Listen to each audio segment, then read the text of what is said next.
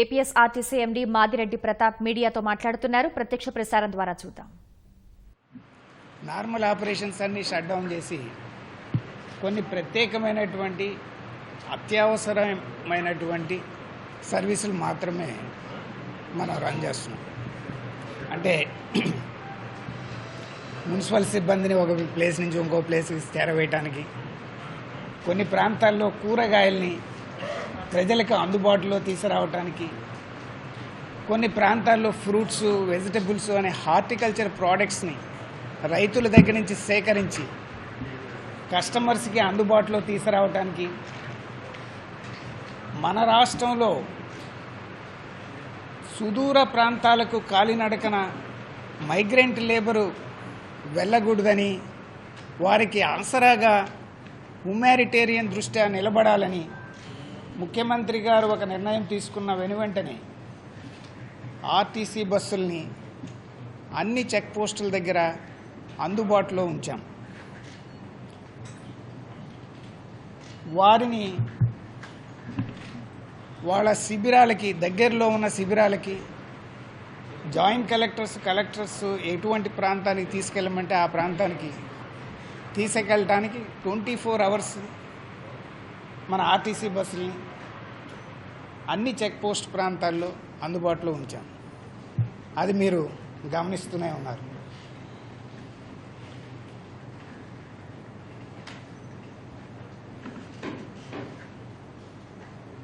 అదేవిధంగా మార్క్ఫెడ్ కానీ, civil supplies department కానీ,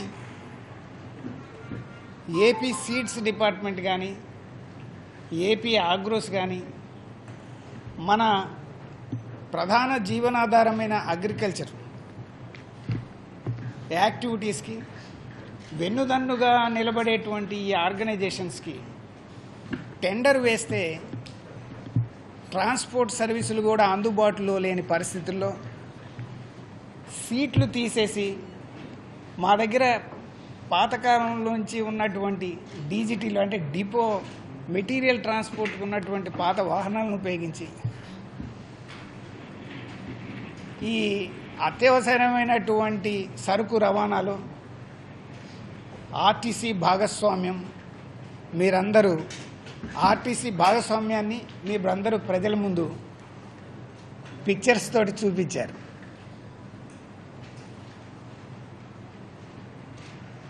ఏనాడో ఒకనాడు శుభగడియ వస్తుంది, ఆర్టీసీ మళ్ళీ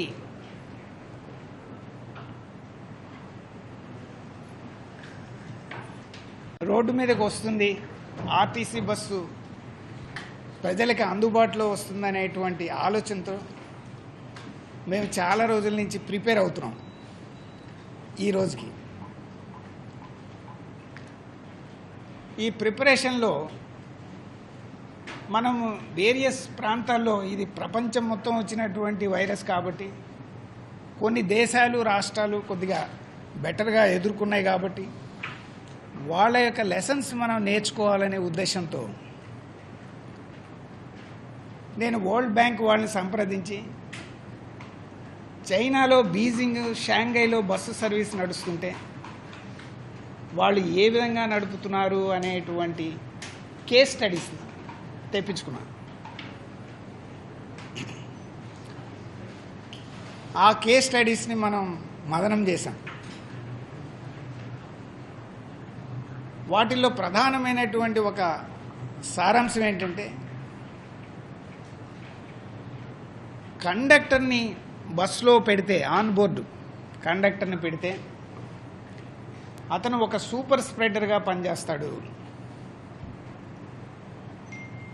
ఎందుకని ప్రతి ప్రయాణికుడిని అతను పట్టుకోవాల్సి వస్తుంది. ఏ ప్రయాణికుడికి వైరస్ ఉన్నా అందరినీ పట్టుకుంటాడు కాబట్టి అందరికీ స్ప్రెడ్ చేస్తాడు. దాని తర్వాత అతనికి కూడా స్ప్రెడ్ చేసుకుంటాడు. సిబ్బందికి కూడా చాలామందికి కాంటాక్ట్లోకి వస్తారు కాబట్టి స్ప్రెడ్ చేయడానికి అవకాశం ఉంటుంది. సో కండక్టర్కి ప్రమాదం, ప్రయాణికులకి ప్రమాదం అని చెప్పి టెక్నాలజీని ఉపయోగించుకొని ఆన్ బోర్డు కండక్టర్ లేకుండా ఆర్టీసీ బస్సుల్ని పబ్లిక్ ట్రాన్స్పోర్ట్ని నడపాలనేటువంటిది ఒక ప్రధానమైనటువంటి రికమెండేషన్ ఈ వీరి దగ్గర నుంచి వచ్చిన కేస్ స్టడీస్ నుంచి. ఆ రికమెండేషన్ ఏ విధంగా అమలు చేయాలి అనే దాని మీద మన ఆంధ్రప్రదేశ్ ఈ ఆర్టీసీలో ఉన్నటువంటి IT department chief engineer Sudhakar ఇక్కడ కూర్చోన్నారు. వాళ్ళ టీంని అందరినీ అసెంబుల్ చేసి మనం ఏ విధంగా చేయాలి, ఏ సర్వీస్కి ఎటువంటి ప్రమాణాలు పాటించాలి. మనకు రకరకాల ప్రజలు ఉన్నారు. కొంతమందికి స్మార్ట్ ఫోన్ ఉంటుంది, బాగా చదువుకున్న వాళ్ళు ఉన్నారు, అమెరికాలో ఉద్యోగం చేసేవాళ్ళు ఉన్నారు, అమెరికాలో అత్యున్నతమైనటువంటి కంపెనీలను నడిపే వాళ్ళని ఆంధ్రప్రదేశ్ ప్రొడ్యూస్ చేసినటువంటి ఘనత ఈ రాష్ట్రానికి ఉంది. అదే రాష్ట్రంలో చదువు లేని వారు ఉన్నారు, ఫీచర్ ఫోన్ వాడేవారు ఇంకా ఉన్నారు, అసలు ఫోను లేని వారు కూడా ఉన్నారు. అయినప్పటికీ అన్ని వర్గాల ప్రజలకి అందుబాటులో తీసుకొస్తూ మన టెక్నాలజీని ఉపయోగించి ఆన్ బోర్డ్ కండక్టర్ పూర్తిగా తీసేస్తున్నామని కాదు, ఆన్ బోర్డ్ అంటే బస్సు లోపల కండక్టర్ ఉండటానికి వీలేదు. ఎందుకని? ఇది ప్రమాదం కాబట్టి, అతను ఒక సూపర్ స్ప్రెడర్గా పనిచేయడానికి అవకాశం ఉంది కాబట్టి అది నిర్మూలించాలని శాయశక్తుల ప్రయత్నం చేశాం. వాటి గురించి మీకు విపులంగా మేము కొంత సమయం తీసుకొని మీకు కూడా ఓపిక ఉంటే చెప్తాం. దాని తర్వాత రెండోది ఏంటంటే, ప్రతి దగ్గర కూడా సోషల్ డిస్టెన్స్ అనేటువంటిది పాటించాలనేటువంటిది ఇప్పుడు అందరికీ తెలిసినటువంటి సత్యం. కానీ బస్సులో పక్కపక్కనే సీట్లు ఉంటాయి. సరే, ఒక సీటుకు ఒకళ్ళనే కూర్చోబెడదాము, అలా ఇలా రకరకాలుగా ఆలోచించి అట్లీస్ట్ మేము సూపర్ లగ్జరీ డీలక్స్ బస్సుల్లో చాలా తక్కువ ఖర్చుతో, అంటే బస్సుకి 10,000 రూపాయలు మాత్రమే ఖర్చు పెట్టాం. ఐడియా మాత్రమే ముఖ్యం. ఆ సీట్లు కొద్దిగా అడ్జస్ట్మెంట్ చేసి సెపరేట్గా ఏర్పాటు చేయడం జరిగింది, అంటే విడివిడిగా. అటువంటి ఏర్పాటు చేసిన బస్సుల్ని మీకు చూపించడానికని మీరు ఇంతకుముందు బాగా పబ్లిసిటీ ఇచ్చారు. మా గరాజ్లో ఉంటేనే మేము ఎక్స్పెరిమెంట్లు చేస్తున్నాం రకరకాలు.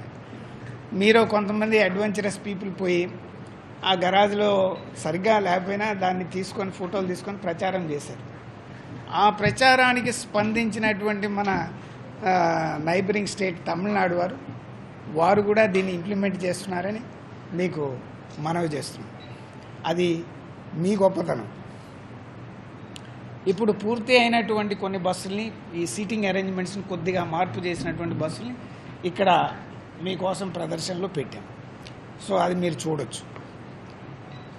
ఈవెన్ పల్లె వెలుగు ఎక్స్ప్రెస్ బస్సులో కూడా ఏ సీట్లో అయితే రిజర్వేషన్కి అనుమతించమో, ఏ సీట్లో అయితే కూర్చోకూడదో ఆ సీట్ల మీద మనం రెడ్ మార్క్ వేసి పెట్టాము.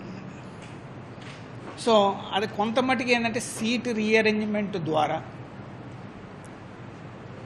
పూర్తిగా భౌతిక డిస్టెన్స్ అనేటువంటిది పాటించేటట్టుగా మనం ఏర్పాట్లు చేసుకోవడం జరిగింది. ఇది కూడా one of the key recommendations. ఇప్పుడు ఎందుకంటే రాత్రిపూట బస్సు మనకు దూర ప్రాంతాలు ఉన్నాయండి. మనకు చిన్న రాష్ట్రం అయినా కానీ నెల్లూరు నుంచి లేకపోతే రాయలసీమ నుంచి విశాఖపట్నం వెళ్ళాలంటే చాలా దూరం, లేకపోతే మనకు ఆరాధ్యదయం తిరుపతి నిలయం వెళ్ళాలంటే కూడా చాలా దూరం మిగతా ప్రాంతాల నుంచి. అందుకని ఓవర్ నైట్ సర్వీసులు కూడా మనం స్టార్ట్ చేయాలని అనుకుంటే మీరు పగులు కొద్దిగా పక్కనే కూర్చున్నప్పుడు చాలా జాగ్రత్తగా తగలకుండా ఉందామని అనుకుంటాం. కానీ రాత్రిపూట కొద్దిగా కునుకొచ్చిందంటే పక్కన మీద పడిపోతాం. సో అందువలన అటువంటి అవకాశం ఇవ్వకుండా రియల్గా చైరు ఎవరికి వారికి సెపరేట్గా ఉండేటట్టు, అట్లా కునుకు వచ్చినా కానీ పక్కవాడి మీద వాలకుండా ఉండేటట్టుగా సీట్లు తక్కువ అయినప్పటికీ ఏర్పాట్లు చేయడం జరుగుతుంది.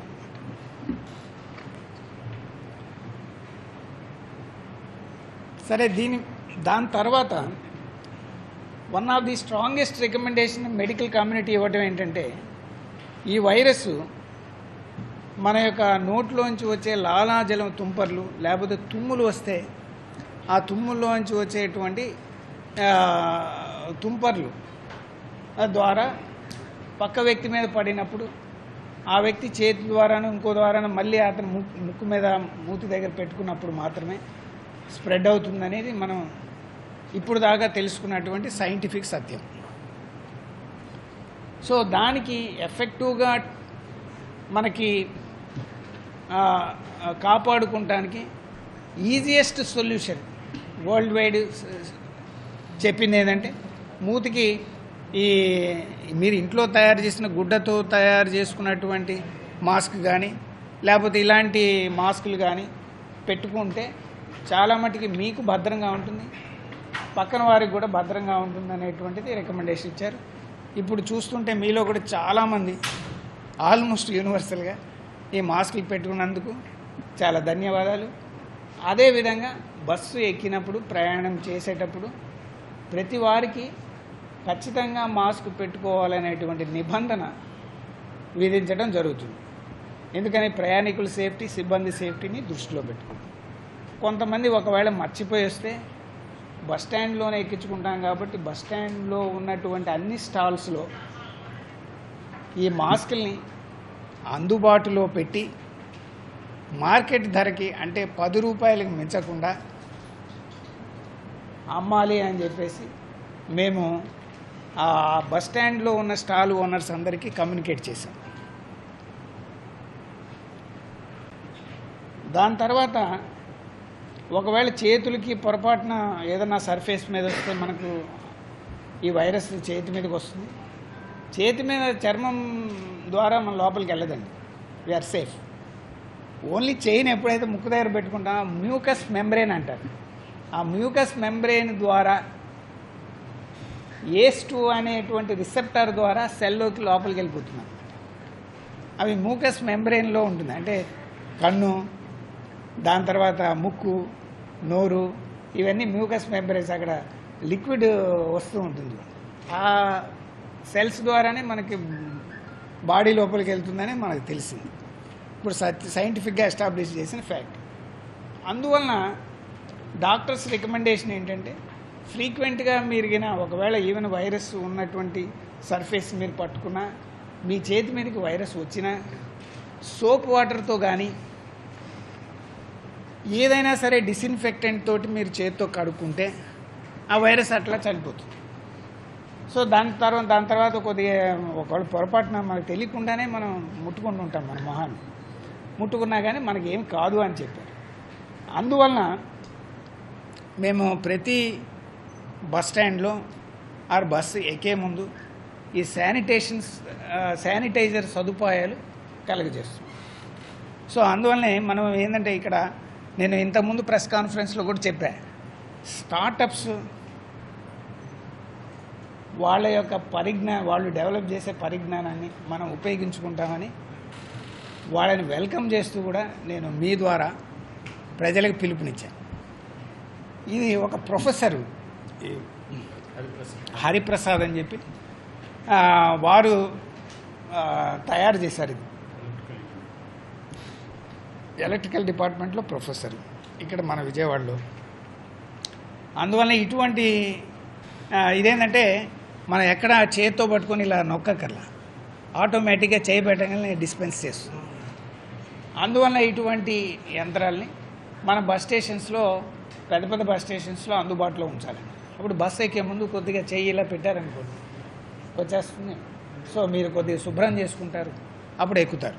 ఎందుకంటే ఎక్కేటప్పుడు బస్సులో కొన్ని మెట్లు ఉంటాయి కాబట్టి మనం ఆసరా తీసుకుంటానికి ఏదో ఒక ఐరన్ స్టీల్ స్తంభాలు లాంటి వాటిని పట్టుకోవాల్సి వస్తుంది. అదే స్తంభాన్ని మళ్ళీ అందరూ ఎక్కేవారు అందరూ పట్టుకోవాల్సి వస్తుంది.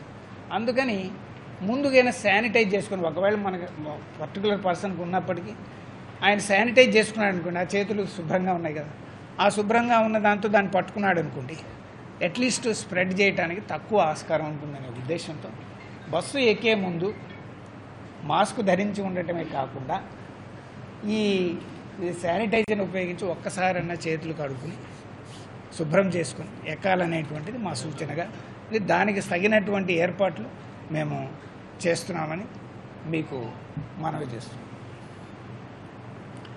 దాని తర్వాత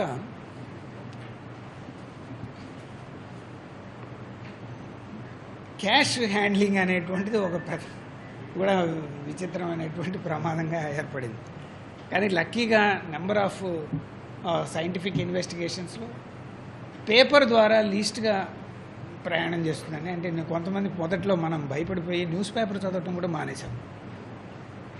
సో స్లోగా ఎస్టాబ్లిష్ అయ్యిందంటే న్యూస్ పేపర్ మూలంగా అసలు వ్యాప్తి చెందదు అనేది కరెక్ట్ కాకపోయినా, కానీ చాలా తక్కువ కాలమే జీవిస్తుంది, తక్కువ ఆస్కారం ఉంది ఈ మీడియం ద్వారా ఒకళ్ళ నుంచి ఒకళ్ళకి వెళ్ళటానికని తేల్చి చెప్పారు.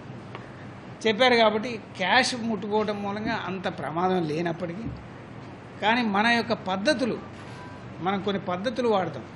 ఇలా నోట్లో ఏలు పెట్టి టకటగా కౌంటింగ్ చేస్తాం. అంటే అసలు లాలాజలం మూలంగానే మనం ఇది స్ప్రెడ్ అవుతుందని చెప్తున్నాం. కాబట్టి నోట్లో ఏలు పెట్టుకునే అలవాటు కంపల్సరిగా కౌంటింగ్ చేసేటప్పుడు ఆపేసేయాలి. ఆపకపోతే ప్రమాదం. అయినా అందువలన మేమేం ఆలోచించామంటే, అసలు నగదు రహితంగా టికెట్లు ఇష్యూ చేయటం కానీ, అసలు టికెట్లు కూడా పేపరు రూపంలో ఇష్యూ చేయకుండా ఉండటం కానీ, అంటే ఎలక్ట్రానిక్గా టికెట్స్ ఇవ్వటం కానీ, యాజ్ ఫార్ యాజ్ పాసిబుల్, అంటే పూర్తిగా మనకి పల్లె వెలుగుల్లో అక్కడ కుదరదు అనేటువంటిది మన యొక్క ఇంతకుముందు చెప్పినట్టుగా మన యొక్క ప్రయాణికుల్ని వారి యొక్క టెక్నాలజీ కేపబిలిటీని దృష్టిలో పెట్టుకొని కొన్ని లిమిటేషన్స్ ఉంటాయి. But as far as possible if we can use నగదు రహితంగా మనం టికెట్లు జారీ చేయటం కానీ, క్యాష్ కలెక్ట్ చేయటం కానీ చేసినట్లయితే అందరికీ సేఫ్టీ ఉంటుందనే ఉద్దేశంతో మేము ఈ చాలా కాలంగా దాని గురించి కసరత్తు చేస్తున్నాం. ఆ కసరత్తులో భాగంగానే ఈ ఓపీఆర్ఎస్ అని చెప్పేసి ఇంతకుముందు 10 సంవత్సరాల క్రితం నుంచి కూడా మనం ఆ రిజర్వేషన్ సిస్టమ్ కోసమని ఉపయోగిస్తున్నాం. అదే సిస్టాన్ని అన్ని బస్సులకి మనం వర్తింపజేసి, దాంట్లో మామూలుగా రిజర్వేషన్ ముందు రోజులు 4 రోజుల ముందు చేస్తే కొద్దిగా ఫీజు కలెక్ట్ చేస్తాం. ఆ ఫీజుని ఈరోజు రిజర్వేషన్ చేసుకునేటువంటి పల్లె వెలుగులు, ఎక్స్ప్రెస్లు ఇట్లాంటి వాటికి కరెంటు బుకింగ్ కింద వైవ్ చేసి, అంటే ఎటువంటి ఫీజు లేకుండా టికెట్ జారీ చేసాము అనుకోండి. సో అప్పుడు ఏంటంటే నగదు రహితంగా లావాదేవీలు జరగడానికి అవకాశం ఉంటుంది. సో అందువలన అన్ని బస్సులకి కరెంటు బుకింగ్కి ఫీజు లేకుండా ఏర్పాటు చేద్దామని ఆ టెక్నాలజీ ఇన్ఫ్రాస్ట్రక్చర్ని కూడా కొంత స్కేలప్ చేసి మీ ముందుకు తీసుకొస్తాం. అంటే దీన్ని ఉపయోగించుకోవటం రాని వాళ్ళు ఎలా అని అంటారు. ఎవరి దగ్గరైనా స్మార్ట్ ఫోన్ ఉంటే మీరు మీ పక్క వారికి సహాయం చేద్దాం అనుకుంటే టికెట్ తీసి ఇచ్చేయచ్చు. It is that simple. దీంట్లో credit card, debit card, all wallets, Google Pay అన్నీ కూడా యాక్సెప్ట్ చేసేటట్టుగా యూపీఐ బేస్డ్ వాలెట్స్ ఏవైతే ఉన్నాయో అన్ని వాలెట్స్ని, ఎలక్ట్రానిక్ మీన్స్ ఆఫ్ పేమెంట్స్ని యాక్సెప్ట్ చేసే విధంగా రూపొందించడం జరిగింది. సో దాన్ని ప్రత్యేకంగా కూడా మా సుధాకర్ గారు చీఫ్ ఇంజనీర్ ఐటీ ఇక్కడ మీకు స్టెప్ బై స్టెప్గా కూడా మీకు వివరిస్తారు. మీకు అంటే ఓపిక ఉన్నోళ్ళు తీసుకోవచ్చు. Otherwise it's a very intuitive system, simple system. ఎందుకంటే ఇప్పుడు అంతా మాన్యువల్ని చూసి ఏదేదో చేయాలనే పద్ధతులు కాకుండా గూగుల్ ఐఫోన్ డిజైన్ చేశారు కదండి, ఇంట్యూటివ్గా ఊరికి ఇట్లా కొట్టంగా తెలిసేటట్టుగా మన దీంట్లో కూడా అదే విధంగా తయారు చేశాం. సో అందువలన పెద్ద ట్రాన్సిషన్స్ 2 జరుగుతున్నాయి ఇప్పుడు. ఎందుకని? కోవిడ్ ఇంపరేటివ్ మూలంగా. ఒకటి, ఆన్ బోర్డు కండక్టర్ లేకుండా ప్రయాణాలు సాగించేటట్టుగా మనం ప్రయత్నం చేస్తున్నాం. అది సూపర్ స్ప్రెడర్స్ని నిరోధించడానికి. దాని తర్వాత నగదు రహిత లావాదేవీలని సుమారు 90%గా అందుబాటులో తీసుకురావాలనేటువంటి ప్రయత్నం జరుగుతుంది. ఎందుకంటే కరెన్సీ ముట్టుకుంటే కూడా, ఎస్పెషల్లీ కాయిన్స్ ముట్టుకుంటే, కాయిన్స్ మీద వైరస్ చాలా ఎక్కువ సమయం ఉంటుంది. సో అందువలన ఒకరి నుంచి ఒకరికి స్ప్రెడ్ కావడానికి చాలా ఎక్కువ అవకాశం ఉంది. కాబట్టి ఈ ప్రయత్నం జరుగుతుంది. సో ఆ ప్రయత్నం అంటే పూర్తిగా నిరోధించడం కాదు, మనం slowly and steadily every day we move towards certain new goals అన్నమాట. సో దాని తర్వాత భౌతిక దూరం పాటించేలాగా సీటింగ్ అరేంజ్మెంట్స్ చేయటం జరిగింది. ప్రయాణికుల్ని మాస్క్ వేసుకొని మాత్రమే ప్రయాణం చేయమని చెప్తున్నాం. దాని తర్వాత ఎక్కేటప్పుడు కంపల్సరిగా ఒకసారన్నా ఈ ఏదో ఒక రకమైనటువంటి శానిటైజర్ ద్వారా మీరు చేతులు శుభ్రం చేసుకొని ఎక్కమని ప్రాధేయపడి అడుగుతున్నాం. దాని తర్వాత మరో విషయం ఏంటంటే 65 years దాటిన వాళ్ళు, 10 years లోపు పిల్లల్ని అత్యవసరం అయితే తప్పక, మెడికల్ ఎమర్జెన్సీ ఉంటే తప్పక ప్రయాణాలకి అనుమతించవద్దు అని చెప్పి గవర్నమెంట్ ఆఫ్ ఇండియా వాళ్ళు మనకు మార్గదర్శకాలని జారీ చేసి ఉంచారు.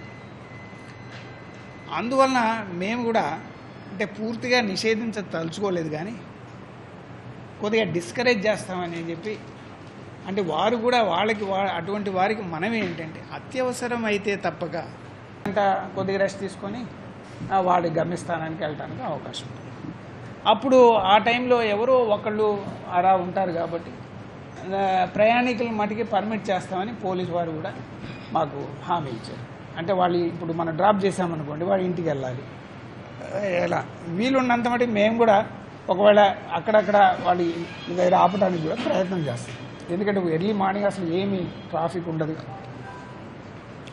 ఉండదు కాబట్టి కొద్దిగా వీలున్నంత మటుకు ట్రై చేస్తాం. కానీ జనరల్గా ఏంటంటే it is bus station to bus station. ఏమండి అంటే జనరల్గా ఏంటంటే సార్, ఇప్పుడు ఏం చేస్తున్నామంటే ఫస్ట్ సార్, ఇప్పుడు ఇంత ముందులాగా నార్మల్ ఆపరేషన్స్ కాదు. మనం స్టార్ట్ చేస్తున్నామన్నంత మాత్రాన వైరస్ ఏదో మనకు వెసులుబాటు ఇచ్చిందని కాదు. ఈరోజే మనకు భారతదేశంలో 1,00,000 కేసులు వచ్చినాయి అనేటువంటిది హెడ్లైన్ వింటున్నాం మనం. సో అందువలన అయినప్పటికీ మన భారతదేశంలో డెత్ రేట్ కొద్దిగా తక్కువ ఉందని, మా ప్రజలకి BCG వ్యాక్సిన్, ఈ మలేరియా, చికెన్ గున్యా వీటన్నిటితో ఫైటింగ్ చేసి కొంత వ్యాధి నిరోధక శక్తి ఉంది అని, మన హాస్పిటల్స్ ఓవర్వెల్మ్ కావట్లేదని, ఇన్ని కేసులు ఉన్నప్పటికీ మన ICU బెడ్లు 2%, 3% కన్నా ఎక్కువ ఆక్యుపై కాలేదని, మన భారతదేశంలో ఎక్కువ మంది పర్మనెంట్ ఉద్యోగులు కాదు, ఎక్కువ మంది ఇన్ఫార్మల్ ఉద్యోగస్తులని, వారి యొక్క సంక్షేమం కూడా దృష్టిలో పెట్టుకుని నిర్ణయాలు తీసుకోవాలని wise leadership in this country has taken this very bold decision to start slowly and ఆయిస్తే కాషస్ ఆప్టిమిజం అంటాము, slowly and steadily opening of the economic activities. దాంట్లో భాగమే ఈ పబ్లిక్ ట్రాన్స్పోర్ట్ని పునరుద్ధరించడం. ఇంత మటుకి మనం ఎంతో సాక్రిఫైస్ చేసామనేది మీ అందరికీ విదితమే. సో అందువలన ఏంటంటే ఈ గెయిన్స్ని మనం పోగొట్టుకోకుండా, ఈ ఆ వైరస్ యొక్క లక్షణాలు కొన్ని మనకు తెలిసినాయి కాబట్టి దాన్ని పాటిస్తూనే కొంత లైవ్లీహుడ్స్ని సేవ్ చేయాలనే ఉద్దేశంతో